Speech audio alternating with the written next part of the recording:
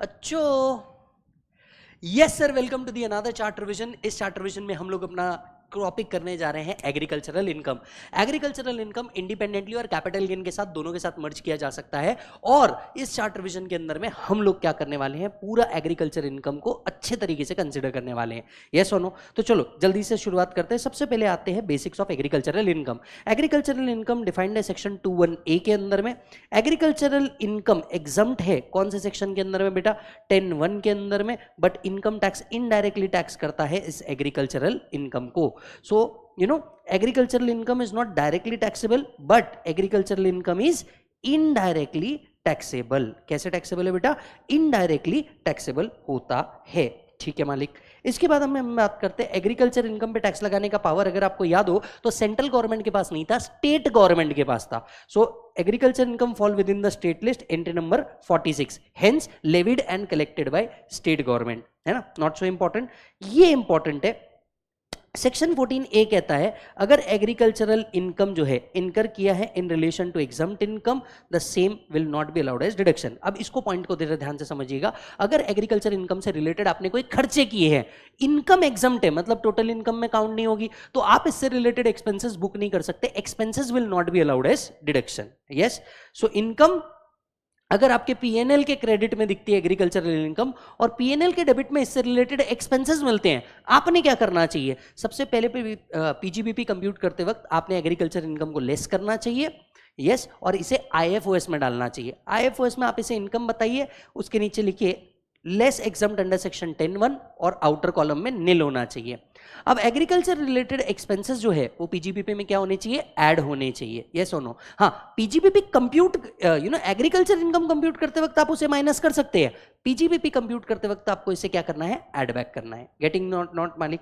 Yes. फिर आते हैं एग्रीकल्चरल लैंड को डिफाइन करने के लिए। मैं आप सभी को बता दूं एग्रीकल्चरल लैंड दो प्रकार की होती है, एक होती है रूरल एग्रीकल्चर लैंड, एक होती है अर्बन एग्रीकल्चरल लैंड। नाउ मालिक, रूरल एग्रीकल्चर लैंड और अर्बन एग्रीकल्चर लैंड, मैं आपको बता दूं अर्बन एग्रीकल्चर लैंड डिफाइन नहीं है, पर रूरल एग्रीकल्चर लैंड जो है इसे डिफाइन किया गया है। अगर कोई भी लैंड म्युनिसिपल एरिया के अंदर या कैंटोनमेंट एरिया के अंदर में होती है, हम उसे हमेशा अर्बन एग्रीकल्चरल लैंड कहते हैं। लेकिन अगर up to 2 kilometre beyond municipal limit, up to 2 kilometre, अगर उस सिटी की, उस जगह की पॉपुलेशन जहां पे आपकी लैंड सिचुएटेड है वो 10,000 से ऊपर नहीं जा रही, तो हम इसे कहते हैं rural agriculture land. Up to 6 kilometre, अगर जहां आपकी लैंड सिचुएटेड है वहां की पॉपुलेशन 1 लाख से ऊपर नहीं जा रही, तो हम इसे कहते हैं rural agriculture land. Up to 8 kilometre, अगर उस जगह की पॉपुलेशन 10 लाख से ऊपर नहीं जा रही, ये भी क्या कहा जाता है? Rural agriculture land. Now you won't get a question कि ये रूरल है या अर्बन है। आपको जो क्वेश्चन आएगा वो इससे रिलेटेड आएगा, कि एग्रीकल्चर इनकम का होता क्या है। तो मैं आप सभी को बता दूं एग्रीकल्चर इनकम का होता क्या है। रूरल एग्रीकल्चर लैंड जब भी आप क्या करते हैं बेटा? सेल करते हैं, राइट? इसके ऊपर कोई कैपिटल गेन नहीं आता क्योंकि इसे कैपिटल एसेट नहीं माना जाता। At the same time rural agricultural land, right, compulsorily acquire भी होती है, तो इसके ऊपर कैपिटल गेन नहीं आता। वाई? क्योंकि ये कैपिटल एसेट की डेफिनेशन में कवर ही नहीं होता। Are you getting the point? यहां से आगे बढ़ते हैं। अगर माइनर को कोई एग्रीकल्चरल इनकम आ जाती है तो ये इनकम भी क्या की जाती है? क्लब की जाती है as per the section 64(1)(a। हम इस चीज के लिए समझ रहे थे रूरल और अर्बन क्यों इंपॉर्टेंट है। ध्यान से सुनिए, रूरल एग्रीकल्चर लैंड अगर सेल होती है no capital gain, compulsorily acquire होती है no capital gain. But urban agriculture land जब सेल होती है they are liable to capital gain. Urban agriculture land अगर कंपल्सरीली एक्वायर हो जाती है तो एग्जम्प्ट होगी 1037 में, अगर कंडीशन सेटिस्फाई हो रही है तो। अगर इसकी कंडीशन सेटिस्फाई नहीं हो रही है तो ये टोटली क्या हो जाएगा? टोटली क्या हो जाएगा? टैक्सेबल। सो वापस से एक बार देखिए, रूरल एग्रीकल्चर लैंड से एग्रीकल्चर इनकम आ रही है या अर्बन एग्रीकल्चर लैंड से एग्रीकल्चर इनकम आ रही है, totally exempt. Rural agriculture land sale किया, no capital gain. Rural agriculture land compulsorily acquire हुआ, नो कैपिटल गेन। सर क्यों? बिकॉज ये कैपिटल एसेट नहीं है, अर्बन एग्रीकल्चर लैंड सेल हुई, liable to capital gain. Compulsorily acquire हुई, section 1037 की condition satisfied, exempt. Section 1037 not satisfied, taxable. Clear है मालिक? चलो जी, यहां से हम लोग आगे बढ़े। देखो यहां पे आते हैं हम लोग कंपोजिट इनकम के ऊपर। अब जरा ध्यान दीजिएगा, हमें सबसे पहले तो एग्रीकल्चरल इनकम के अंदर में यह आइडेंटिफाई करना होता है कि क्या हमारी इनकम प्योरली एग्रीकल्चरल इनकम है या कंपोजिट एग्रीकल्चरल इनकम है, मीनिंग टू से कि क्या उसमें सिर्फ एग्रीकल्चरल एक्टिविटी हो रही है या अदर एक्टिविटी भी हो रही है। तो इसके ऊपर आपको अगर याद हो तो एक केस लॉ हुआ करता था राजा बिनोय सहाय का, जो हमें कहता था कैसे आइडेंटिफाई करेंगे कि कोई इनकम एग्रीकल्चरल ऑपरेशन से आ रही है। तो एग्रीकल्चरल ऑपरेशन को कोर्ट ने गाइडलाइन दी थी, अगर आपको याद हो तो, अगर एसएससी सिर्फ बेसिक ऑपरेशन में है तो उसकी इनकम एग्रीकल्चर इनकम मानी जाती है, अगर एसएससी सिर्फ सब्सिक्वेंट ऑपरेशन में है तो उसकी इनकम नॉन एग्रीकल्चरल इनकम मानी जाती है, और अगर एसएससी ग्रोइंग प्लस मैन्युफैक्चरिंग दोनों कर रहा है तो उसकी इनकम कंपोजिट इनकम मानी जाती है। क्या तुम्हें याद है? यस और नो मालिक? सो अगर आपको याद हो तो कंपोजिट इनकम कब आती है? जब एसएससी एग्रीकल्चरल एक्टिविटी भी कर रहा है और नॉन एग्रीकल्चरल एक्टिविटी भी कर रहा है, मतलब वो उगा भी रहा है एज वेल एज उसको मैन्युफैक्चर भी कर रहा है। तो इसके लिए सबसे पहले आपका डिवीजन आया था टी, कॉफी एंड रबर का, अगर आपको याद हो तो। यस और नो? टी, कॉफी और रबर एग्रीकल्चर भी है, मतलब आप ग्रो भी करते हैं एंड आप मैन्युफैक्चर भी करते हैं। ग्रोइंग एंड मैन्युफैक्चरिंग अगर रबर हो रहा है, मैं आपको बता दूं एग्जाम में रबर को क्या कहा जाता है? लेटेक्स कहा जाता है। रबर को क्या कहा जाता है दोस्त? लेटेक्स कहा जाता है, राइट? इसमें 65% एग्रीकल्चर इनकम माना जाएगा, 35% नॉन एग्रीकल्चर इनकम माना जाएगा। यस, ये टेबल आपको याद रखना है, राइट? अगर एसएससी ग्रोइंग एंड मैन्युफैक्चरिंग करता है coffee grown and cured, coffee grow भी कर रहे हैं एंड कर्ड भी कर रहे हैं, 75% एग्रीकल्चर, 25% नॉन एग्रीकल्चर इनकम माना जाता है। अगर आप कॉफी ग्रो, कर्ड, रोस्टेड तीनों कर रहे हैं तो 60% एग्रीकल्चर, 40% नॉन एग्रीकल्चर इनकम माना जाता है। और अगर आप चाय, ग्रो एंड मैन्युफैक्चर दोनों करते हैं तो आपका 60% agriculture and 40% non agriculture income माना जाता है। ये डिवीजन हमें कब करना है दोस्त? जब हम कौन सी एक्टिविटी कर रहे हैं? ग्रो भी कर रहे हैं, मैन्युफैक्चर भी कर रहे हैं। सिर्फ ग्रो करके बेच दे रहे हैं एग्रीकल्चर इनकम, मैन्युफैक्चर करके बेच दे रहे हैं पीजीबीपी। ग्रोइंग एंड मैन्युफैक्चरिंग अगर दोनों है तो कंपोजिट इनकम अराइज होता है। यस और नो मालिक? राइट? चलो वापस से एक बार, रबर के लिए 65-35, कॉफी ग्रोन एंड कर्ड के लिए 75-25, कॉफी ग्रोन कर्ड रोस्टेड के लिए 60-40 एंड चाय के लिए 60-40 का परसेंटेज है। अगर मान करके चलिए हम चाय के अलावा किसी भी अदर प्रोडक्ट्स के अंदर में, जैसे टी, कॉफी और रबर के लिए तो देखो इनका एक स्पेसिफिक परसेंटेज फिक्स है। यस और नो? अब मान लो मैं शुगर केन से शुगर बना रहा हूं तो, मैं सोयाबीन से सोयाबीन ऑयल बना रहा हूं तो ऐसे केस के अंदर में आपको दिया गया है एक कंपोजिट इनकम निकालने का तरीका। मान के चलिए आप उगाते हैं और उगा के डायरेक्टली सेल कर देते हैं, आप उगाते हैं और उगा के डायरेक्टली सेल कर देते हैं, तो आपकी इनकम प्योरली एग्रीकल्चर इनकम मानी जाएगी, wherein sale value minus cost of cultivation आपकी एग्रीकल्चर इनकम मानी जाएगी। Sale value minus cost of cultivation आपकी क्या मानी जाएगी? एग्रीकल्चरल इनकम मानी जाएगी। अगर आप सेल करते हैं आफ्टर प्रोसेसिंग, अगर आप सेल करते हैं आफ्टर प्रोसेसिंग तो आपको एग्रीकल्चर इनकम भी आएगा और पीजीबीपी भी आएगा, मतलब आपने उगाया और खुद ही की मैन्युफैक्चरिंग में यूज कर लिया, तो यहां पे आपको दो इनकम अराइज होगी, एग्रीकल्चर भी पीजीबीपी भी। पर डरिए मत, ये डबल टैक्सेशन नहीं होगा, मैं बताऊंगा कैसे। सबसे पहले आप क्या लेंगे? फेयर मार्केट वैल्यू, जितना भी आपने उगाया है उसका fair market value minus cost of cultivation, आपका क्या बनेगा? एग्रीकल्चरल इनकम बनेगा। यस और नो? अब अल्टीमेटली आपने एक्चुअली बाहर सेल किया क्या मार्केट में? नहीं, आप खुद के मैन्युफैक्चरिंग में यूज कर रहे हैं, बट फिर भी ये अज्यूम किया है कि मार्केट में आपने सेल कर दिया, तो मार्केट वैल्यू को आपका सेल कंसिडरेशन माना गया है। क्लियर है मालिक? ओके। अब अल्टीमेटली आपने शुगर केन से शुगर बनाई, आप क्या बेच रहे होंगे? शुगर बेच रहे होंगे, तो शुगर का जो भी सेल वैल्यू होगा, राइट, इसमें से फेयर मार्केट वैल्यू जो आपने एग्रीकल्चर के लिए ली थी वो माइनस करेंगे।